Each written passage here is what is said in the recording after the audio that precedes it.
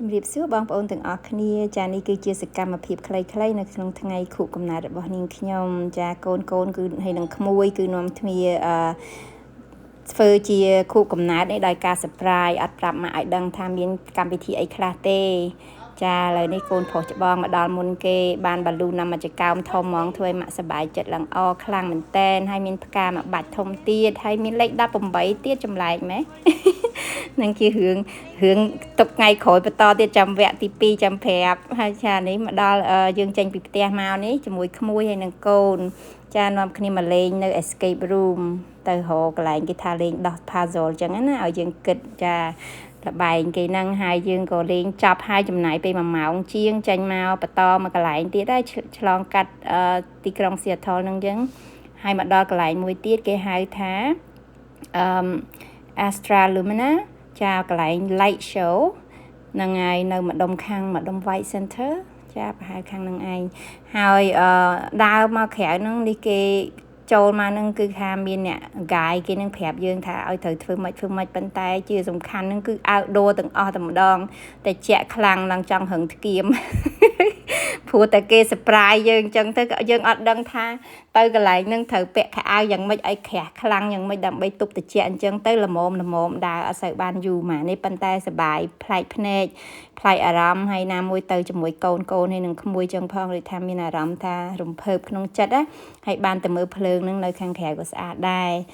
ចាយើងចូលទៅនឹងមើលទៅមានអារម្មណ៍ចម្លែកប្លែកម្យ៉ាងអញ្ចឹងណាចាសប្បាយរបៀបផ្សេងហើយនេះគឺកន្លែងគេដាក់ light show របស់គេនេះគេមានភ្លេងមានអីព្រោះខ្លាំងដល់ល្ងំយើងចូលទៅណាបើសិនជាអត់សូវត្រជាក់ខ្លាំងគឺល្អមើលជាងនឹងទៀតប៉ុន្តែខ្ញុំត្រជាក់ពេកខ្ញុំអត់សូវដើរបានយូរទេចំណាយពេលប្រហែលជាកន្លះម៉ោងនៅខាងក្រៅហ្នឹងយូរគ្រាន់ដើរហ្នឹងនាំដើរចាប់មក feel របស់គេហ្នឹងចាប៉ុន្តែស្អាតហ្នឹងហើយយើងមើលទៅកន្លែងណាស្អាតយើងថតបានច្រើនតិចទៅហើយមានកន្លែងផ្សេងទៀតតែខ្ញុំអត់ចង់ដាក់ឲ្យវីដេអូហ្នឹងវែងពេកណាចាខ្ញុំគ្រាន់តែបង្ហាញចំណុចតិចទេហើយមកចំណុចខាងនេះមួយទៀតគឺថាសិតតែ pure សិតតែកូមភ្លើងនេះស្អាតទាំងអស់អញ្ចឹងបើនៅខាងក្រៅមើលទៅស្អាតជាងពេលយើងថតចាហើយយើងដើរមើលអញ្ចឹងទៅគេមានចាក់ភ្លេងចាក់អីបន្តចឹងឲ្យយើងស្ដាប់ណាហើយមកដល់កន្លែងនេះគឺស្អាតជាងគេកន្លែងនេះថាយើងចូលទៅយើងនៅក្នុងពិភពមួយផ្សេងអញ្ចឹងណាសិតតែភ្លើងចាំងគឺរាប់លានគ្រាប់អញ្ចឹងទៅពលឺចាំងមកយើងភ្លេចស្អាតដូចលើផ្កាយអញ្ចឹងចាហើយខាងស្ដាំមិញហ្នឹងកន្លែងទៅគឺសួនផ្កាហ្នឹងគឺសិតតែភ្លើងទាំងអស់មានគ្រប់ពណ៌ហើយឥឡូវយើងបញ្ញាប់ចូលឡានវិញហើយចេញបន្តដំណើរទៅមុខទៀតតាមជិះមកកាត់តាម waterfront នៅ Seattle យើងហ្នឹងចាដើម្បីមកញ៉ាំ dinner ចឹងហើយ dinner គេបុកកន្លែងហ្នឹងកក់កន្លែងទុកនៅខាង Seattle នេះវិញអញ្ចឹងយើងបញ្ញាប់មកវិញហើយព្រោះអីយប់ហើយតិចទៀតហើយម៉ោងឡើង7ជាងហើយដែលរៀងឃ្លានដែរឥឡូវមកដល់កន្លែងនេះចូលហាងកូរ៉េលី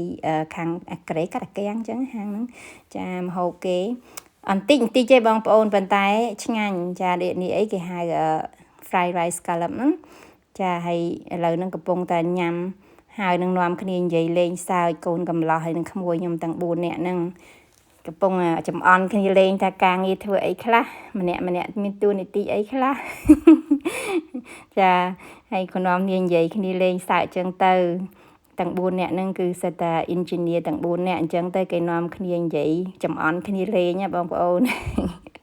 កូនប្រុសច្បងនេះក្មួយប្រុសច្បងដែរហើយនេះកូនពៅនេះប៉ានេះម៉ាក់ engineer នាំគ្នានិយាយលេងសើចទេអរគុណច្រើនបងប្អូន